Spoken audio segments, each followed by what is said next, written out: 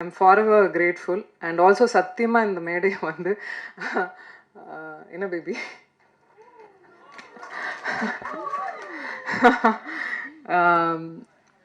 இந்த மேடை வந்து எங்கள் அனௌன்ஸ்மெண்ட் மேடையாக சத்தியமாக நாங்கள் நினைக்கல. காலைல தந்தியில் ஒரு நியூஸ் வந்த உடனே நான் ஆல்ரெடி முன்னாடியே சொல்லிட்டு இருந்தேன், தயவுசெய்து நீங்கள் என் ஃப்ரெண்டு, நான் உங்கள் ஃப்ரெண்டு, 15 வருஷம் ஃப்ரெண்டு, அதே மெயின்டைன் பண்ணிக்கலாம் அப்படின்லாம் சொல்லிட்டு வந்தால் காலையில் நியூஸ் வந்தது. அதுக்கு மேலே நண்பர்களாக உறவினர்களாக அவங்க கூட இருந்து ட்ராவல் ஆகிருக்கோம், நானும் சரி விஷால் அவர்களும் சரி. ஸோ இதுக்கப்புறம் மறைக்கிறதுக்கு ஒன்றும் இல்லை.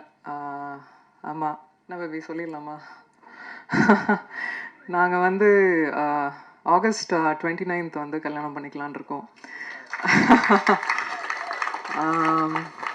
எனக்கு 15 வருஷமாக விஷால் அவர்களை தெரியும்.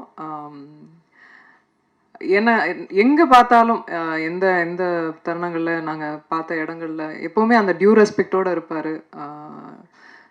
எனக்கு ஒரு விஷயம் நடக்கும்போது எப்போவுமே குரல் கொடுத்துருக்காரு.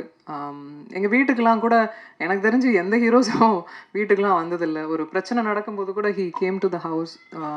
Very sweet of him to you know. அந்த கெஸ்டரே எனக்கு ரொம்ப ரொம்ப பிடித்தது.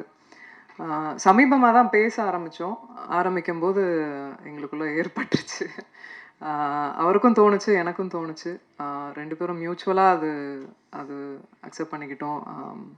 இது கல்யாணத்துக்கு தான் வந்து லீட் ஆக போகுதுன்னு தெரிஞ்சுக்கிட்டோம். ஸோ வை வெயிட் அப்படின்னு சொல்லிட்டு வி டிசைடட். ஒரு விஷயந்தான், I just want him to be happy, அவ்வளோதான். And I love you. அவ்வளோதான் நான் எக்ஸ்பெக்ட் பண்ணுறது அவர்கிட்ட. நல்ல மனிதர், நல்லா இருக்கணும், அவ்வளோதான்.